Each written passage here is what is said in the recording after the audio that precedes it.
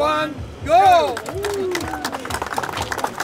Ġi inawgurat l-espansjoni tal-fabrika Trelleborg f'Ħalfar b'investiment ta' 34 miljun euro. Il-fabrika Żvediża li ilha topera f'Malta għal aktar minn 60 sena żiedet id-daqs tal-fabrika b'aktar minn 6,000 metru kwadru u bekk żdiedu mal-100 karriera oħra billi n-numru ta' impjiegi li tħaddem il-kumpanija Żvediża f'Malta telaw għal 600. Bl-espansjoni tal-fabrika se jiżdied l-operat tal-prodotti manufatturati fosthom semikondutturi u prodotti li jintużaw għal magni tal-kafe sa' ajruplani, dan fil-waqt li ħoloq xogħol ġdid fil-manifattura ta' prodotti tal-biofarma u l-bioinġinerija, fosthom f'magni fl-isptarijiet li jintużaw minn tfal sa' anzjani. Fl-inawgurazzjoni tal-espansjoni tal-fabrika l-Prim Ministru Robert Abela qal li dan l-investiment jaħdem id fit ma' Malta Viżjoni 2050 biex tingħata spinta lil manifattura b'valur miżjud. Dr. Abela faħħar l-investiment u rimarka li huwa turija ta' fiduċja fil-ħaddiema Maltin u fid-direzzjoni ekonomika fit-tuli tal-Gvern b'mod partikolari f'setturi xprunati mit-teknoloġija u r-riċerka. Qal li Malta tibqa' miftuħa l-investiment b'valur miżjud u mhux biss bħala post li jilqa' negozju. Irrid li jkunu żgħażagħ tagħna